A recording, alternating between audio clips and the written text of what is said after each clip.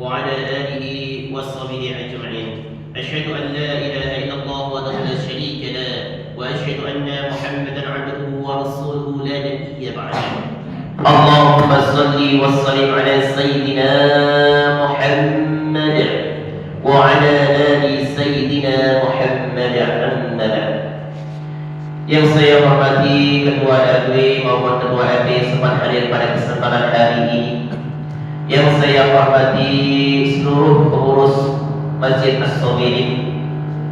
Yang saya hormati jamaah yang insyaallah semuanya dirahmati oleh Allah Subhanahu wa taala.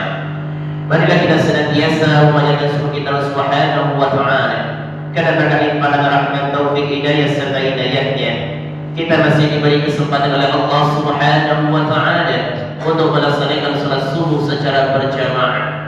Mudah-mudahan rangkaian ibadah kita pada hari ini diterima oleh Allah Subhanahu wa taala sebagai amal ibadah, dan semoga kita mendapatkan ampunan dan kasih sayang dari Allah Subhanahu wa taala. Amin ya rabbal alamin. Salam dan salam Allah Subhanahu tercurah pada junjungan kita, suri dalam kita Nabi Muhammad sallallahu alaihi wasallam beserta keluarga, sahabat dan pengikutnya hingga akhir zaman. Mudah-mudahan kita yang hadir di masjid ini kelak akan diakui menjadi umat Rasulullah sallallahu alaihi wasallam. Jamaah yang dirahmati oleh Allah Subhanahu wa taala, tidak terasa kita ini sudah berada di bulan Rajab, tepatnya di 19 Rajab. Kita bersyukur pada Allah Subhanahu wa taala karena insyaallah sebentar lagi kita akan berjumpa dengan bulan Ramadan. Kita terus berdoa kepada Allah, Allahumma barik lana fi Rajab wa Sya'ban wa ballighna Ramadan.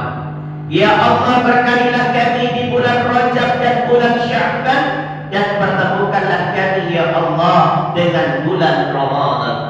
Kita terus berdoa, mudah-mudahan Allah Subhanahu wa taala memberikan umur sehingga kita bisa berjumpa dengan bulan Ramadan dan mampu beribadah di dalamnya.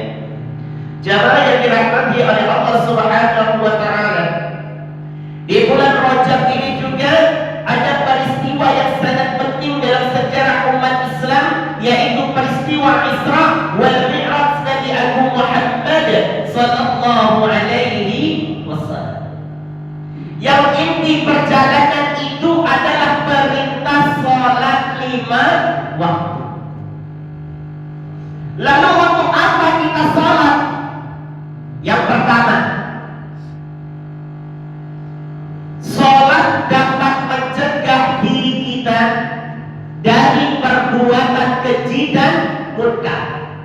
Inna salata tanha 'anil fahsya'i wal munkar. Sesungguhnya salat itu dapat mencegah diri kalian dari perbuatan keji dan munkar. Bapak sekalian, kalau hidup kita sudah terhindar dari perbuatan keji, sudah terhindar dari perbuatan munkar, insya Allah hidup kita akan bahagia. Yang pertama, ayat itu dilanjutkan, wala zikrullahi akbar, dan salat itu adalah zikir yang paling besar. Jadi fungsi salat selanjutnya sebagai pengingat kita kepada Allah Subhanahu wa ta'ala. Aqimis salata li dzikri. Jadikanlah salat kita Allah sebagai pengingat untuk kepada Allah Subhanahu wa ta'ala. Jadi kalau kita mencintai Allah, maka laksanakanlah salat 5 waktu. Dan kalau perlu kita tambah dengan salat-salat sunnah yang telah diajarkan oleh Rasulullah sallallahu alaihi wasallam. Yang ketiga, salat mempunyai fungsi apa? Orang yang salat, kalau dia mampu menjalankan salat dan dijaga benar salatnya, maka Allah akan jamin rezekinya. Allah akan jamin rezekinya. Sebagaimana Allah telah berfirman di dalam surat Taha ayat 103. 32. Apa kata Allah? Wa'mur ahlaka bis-shalah, perintahkanlah kepada keluargamu, kepada istrimu, kepada anakmu, kepada cucu-cucumu untuk menjadi orang-orang yang ahli sholat. Ayo mari kita ajar anak kita, istri kita, ya kalau punya cucu-cucunya untuk menjadi orang-orang yang ahli sholat. Ayat ini disambung, wastabir 'alaiha, dan bersabarlah kamu dalam mengerjakan sholat. Sabar dalam mengerjakan sholat maknanya menurut ahli tafsir yang pertama, ketika kita menjalankan sholat, kita perhatikan bacaannya, gerakannya, sehingga kita tumakninah, tidak tergesa-gesa dalam menjalankan sholat. Yang kedua, sabar dalam sholat artinya kita kerjakan terus menerus sholat ini sampai akhir hayat hidup kita, tetap mengerjakan sholat. Sebelum kita mati, kita tetap mengerjakan sholat, kita jaga. Makanya di surga itu ada tulisan Assalamun alaikum bima sabartum, keselamatan, kesejahteraan atas kalian memasuki surga karena berkat kesabaran kalian. Jadi ibadah ini juga sabar, Bapak sekalian. Jadi ketika kita sabar, kita kerjakan terus sholat ini. Apa yang kita dapat ketika kita mengajak anak kita, keluarga kita untuk sholat, dan kita sabar dalam menjalankannya? Kata Allah, la nas'aluka rizqa, kami tidak meminta rezeki kepada. Disambung, nahnu narzuku, kami yang akan menjamin rezeki. Subhanallah. Wal akibatu litaqwa, dan inilah akibat yang baik bagi orang-orang yang bertakwa, Bapak sekalian. Orang yang bertakwa itu, Pak, hidupnya dijamin dunia akhirat. Allah berfirman, wa may yattaqillah yaj'al lahu makhraja. Barang siapa yang bertakwa kepada Allah, maka Allah akan memberikan jalan keluar dari setiap kesulitan, dari setiap kesusahan yang ia hadapi di dunia ini. Ini baca di Allah. Dilanjutkan ayat itu, wa yarzuqu min haitsu la yahtasib, dan Allah akan kasih rezeki dari arah yang tidak disangka-sangka dan diduga-duga. Ini Pak. Jadi, ayo kalau ingin rezeki kita dijamin, sholat. Jangan kita dari akhir yang soleh, Pak. Ajak anak kita, ajak istri kita, ajak cucu-cucu kita, karena nanti Allah akan memasukkan kita ke dalam surga. Itu kalau bisa berombong-rombong. Kita ketemu lagi dengan istri kita, kita ketemu dengan anak kita, kita ketemu dengan cucu-cucu kita di dalam surga yang Allah Subhanahu wa Ta'ala. Itu yang kita hidupkan. Makanya tujuan membina keluarga yang sakinah, mawaddah, warahmah, itulah tujuannya adalah dari dunia sampai ke akhirat. Ya. Seperti keluarganya Rasulullah Sallallahu Alaihi Wasallam. Kita mencontoh. Bapak yang dirahmati oleh Allah Subhanahu Wa Taala. Lalu untuk apa kita sholat? Yang selanjutnya, karena memang sholat ini diperintahkan oleh Allah Subhanahu wa Ta'ala. Kalau diperintahkan, kalau kita laksanakan, berarti Allah ridho kepada kita, dan hidup kita ini mencari ridhonya Allah Subhanahu wa Ta'ala. Wa ma khalaqtul jinna wal insa illa liya'budun. Tidak aku ciptakan jin dan manusia kecuali hanya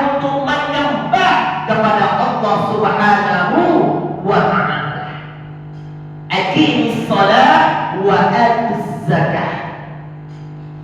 Dirikanlah sholat dan bayarlah zakat. Jadi memang kita sholat memang diperintahkan oleh Allah Subhanahu wa ta'ala. Untuk apa kita sholat? Yang selanjutnya sebagai rasa syukur kita kepada Allah Subhanahu wa ta'ala. Allah telah berfirman, laqad khalaqnal insana fi ahsani taqwim. Allah telah menciptakan diri kita dengan sebaik-baiknya bentuk. Maka kita bersyukur kepada Allah. Ya Allah, Engkau telah menciptakan mataku, ya Allah, dua, ya Allah. Ya Allah, Kau ciptakan telingaku, ya Allah, dua, ya Allah. Ya Allah, Kau telah ciptakan hidungku, ya Allah, dua, satu, ya Allah. Tetapi punya lubang dua, ya Allah. Alhamdulillah, bersyukur kepada Allah Subhanahu wa ta'ala.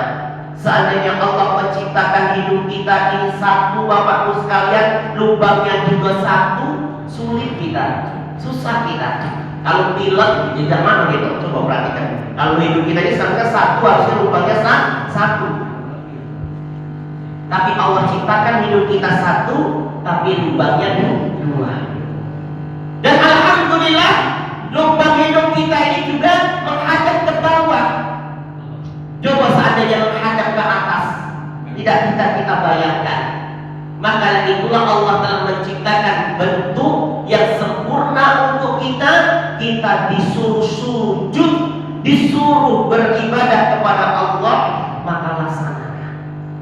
Rasulullah Shallallahu Alaihi Wasallam pernah sholat qiyamul lail sampai kakinya bengkak-bengkak. Lalu ditanya oleh Aisyah, wahai ya Rasulullah, bukankah dosamu yang lalu, yang sekarang, yang akan datang sudah dijamin ampun oleh Allah Subhanahu wa ta'ala? Kalau sholat biasa-biasa ya Rasulullah, jangan sampai kakimu bengkak-bengkak.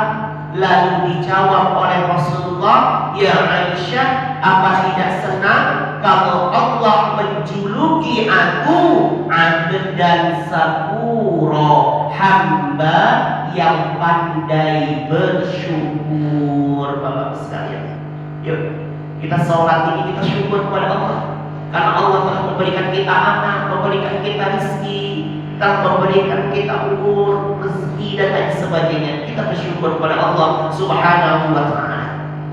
Orang yang miskin sekalipun, Bapak sekalian, mungkin semiskin-miskinnya orang sekarang dan semiskin Nabi Ali alaihi wassalam.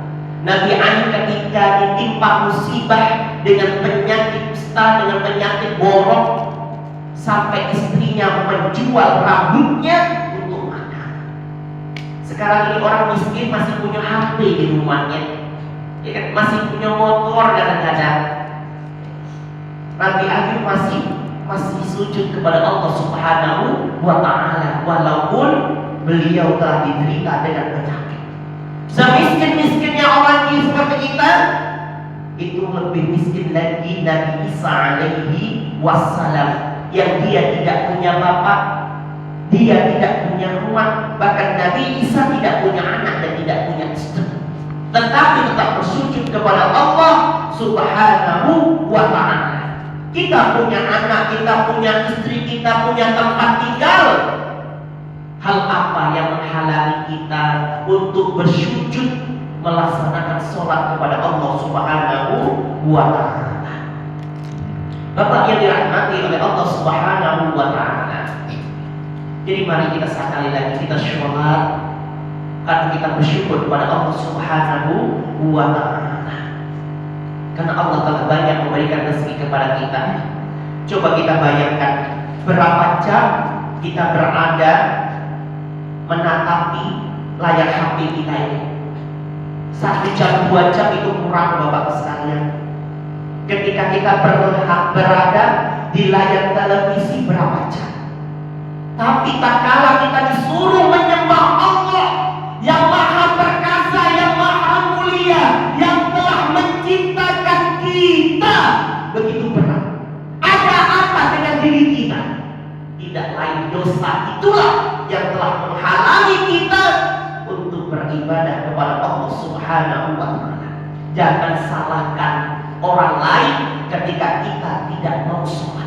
Salahkan diri kita. Kenapa? Berarti dosa-dosa kita begitu banyak sehingga kita sulit untuk menyembah kepada Allah Subhanahu wa Ta'ala.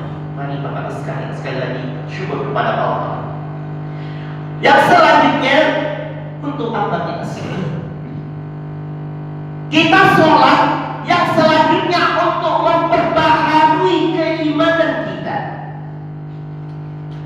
Rasulullah Sallallahu Alaihi Wasallam pernah bersabda, "Jadidu imanakum, perbaharuilah, perbaikilah keimanan kamu." Kemudian sahabat bertanya, "Kaifa nujaddidu imanuna ya Rasulullah?" Bagaimana kami memperbaiki iman kami ya Rasulullah? Qaula aksiru la ilaha illallah, dengan memperbanyak kalimat la ilaha illallah. Ya. Kalau kita sholat Bapak sekalian, secara otomatis pasti kita membaca kalimat la ilaha illallah. Di mana? Di tasawuf awal dan di tasyahud akhir. Asyhadu an la ilaha illallah wa asyhadu anna Muhammadar Rasulullah. Kan ini waktu nak nikah dulu kita kan gitu, ya, belajar dulu sampai dapat di kemana-mana, ya, belajar ya.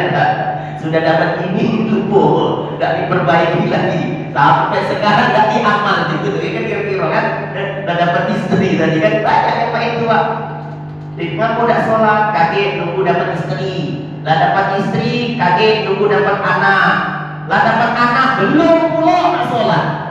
Nunggu kaget dapat cucu. Lah dapat cucu tidak pula sholat. Akhirnya disolati juga, baik disolat kan. Ya, dia bagus sekalian.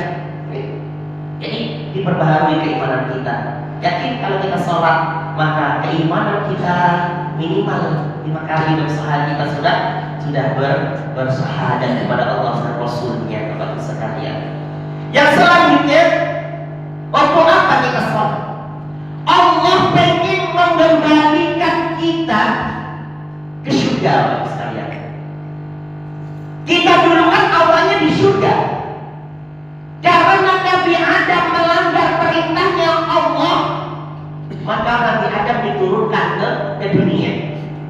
Dan kita, kata Rasulullah, dapat kabar dari Rasulullah, dari hadis-hadisnya, manusia ini akan dikembalikan lagi ke surga. Makanya kata Rasulullah, semua umat Islam itu masuk surga, ya, masuk surga. Kata Rasulullah selanjutnya, kecuali yang tidak mau. Apa ada yang Rasulullah yang tidak mau masuk surga? Ada. Yang mereka yang tidak mengikuti perintahku dan tidak mengikuti sunnah-sunnahku, ya, disuruh sholat gak mau, disuruh zakat gak mau, karena itu. Makanya itulah kata Rasulullah Sallallahu Alaihi Wasallam, barang siapa yang akhir kalamnya, di akhir kehidupannya, dia mampu mengucapkan kalimat la ilaha illallah, dakhalal jannah, dia akan dimasukkan oleh Allah Subhanahu wa Ta'ala ke dalam surga, Bapak sekalian. Ya, kita pengen kan masuk surga lagi, ya. Makanya kalau ingin laksanakan sholat, karena amal yang pertama kali bisa oleh Allah itu apa? Sholat. Kalau sholat kita sudah bagus, insya Allah amal yang lain itu habis. Kalau amal sholat itu sudah rusak, rusaklah seluruh amal perbuatan kita, Bapak sekalian. Kalau tadi saya katakan di mukadimah tadi yang awal, kalau Bapak benar-benar jalankan sholat ini, maka Bapak dijamin oleh Allah hidup Bapak akan terbebas dari perbuatan keji dan munkar. Ini Bapak sekalian. Jemaah yang dirahmati oleh Allah Subhanahu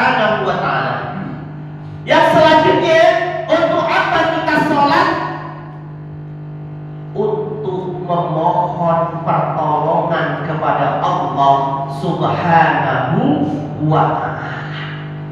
Banyak orang ketika memperoleh kasus, memperoleh musibah, memperoleh penderitaan, dia langsung mengakhiri hidupnya dengan jalan bunuh diri. Banyak. Karena apa? Karena otaknya yang berpikir. Sedangkan dalam Islam, ketika kita banyak masalah, ketika kita banyak ujian, ingat firman Allah, ya ayyuhalladzina amanu ista'inu bis-sabri was-salat innallaha ma'as-sabirin. Hai orang-orang yang beriman kepada Allah, mintalah pertolongan kepada Allah dengan sabar dan sholat. Jadi ini Bapak sekalian, kita ini pasti punya yang namanya masalah dalam hidup. Karena ujian manusia ini berbeda-beda. Ada yang diuji oleh Allah Subhanahu wa ta'ala duitnya banyak, tapi saat ini belum punya anak. Ada tak Pak? Ada. Ada yang diuji oleh Allah, anaknya banyak, nyari duit seharusnya minta ampun. Kan gitu. Ada yang dikajuti oleh Allah Subhanahu wa ta'ala, ya, lah sudah ada kakek duit, ya, sudah ada kakek gawe, bini juga belum punya, masih jomblo, lalu berbuat. Itu ujian Allah Pak. Ya.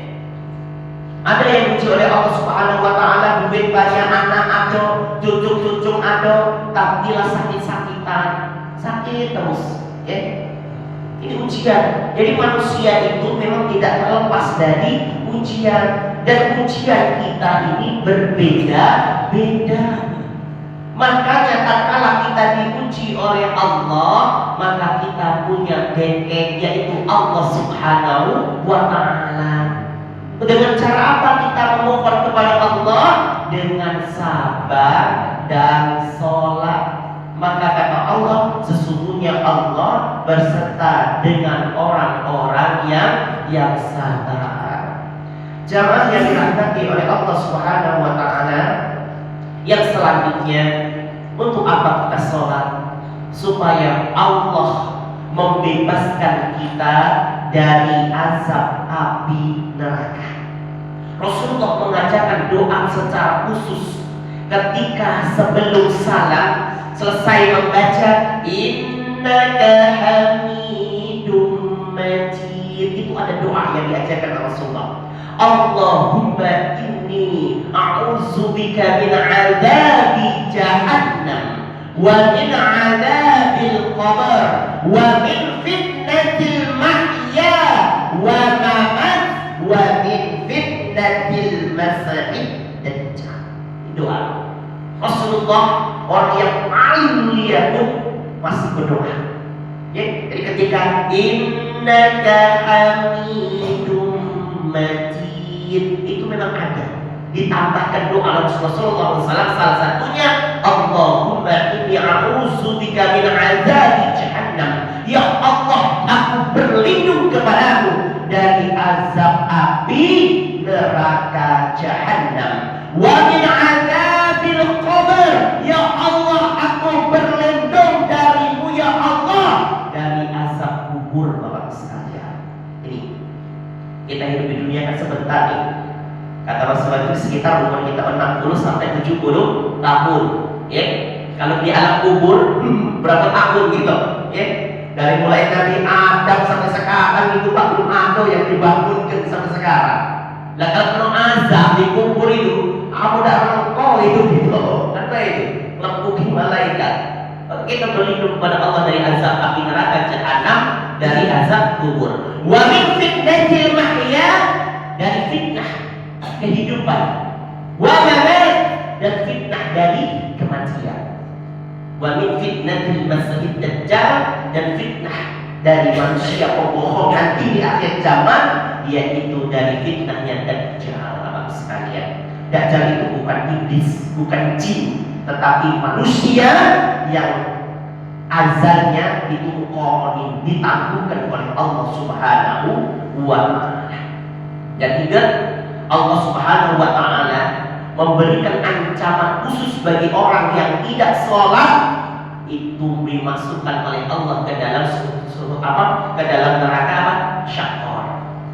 Kalau kita perhatikan di ayat di surah Al-Mudassir ayat ke-42 dan 43, Allah itu berfirman, "Ma salakakum fi saqar?" Apa yang menyebabkan kamu masuk ke dalam neraka sakor? Ngakunya beriman, ngakunya Islam.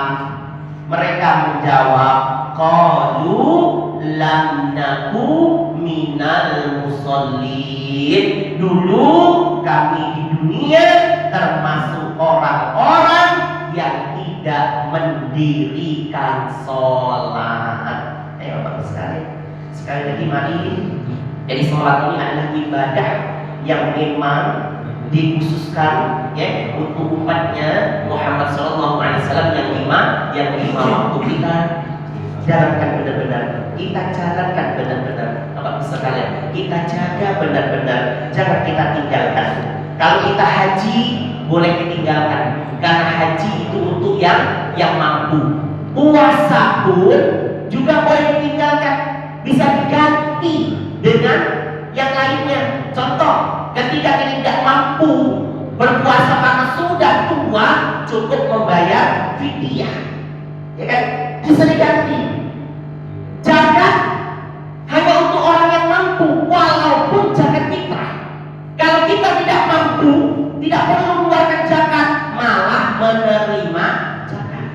Tapi kalau sholat nggak bisa, Bapak sekalian, tidak kuat tegak duduk, tidak kuat duduk berbaring, tidak berkuat baring kita miring, tidak kuat miring kita sholatnya di dalam hati dengan isyarat. Kalau tidak kuat lagi ya sudah mati, ya kuat sholat sudah mati.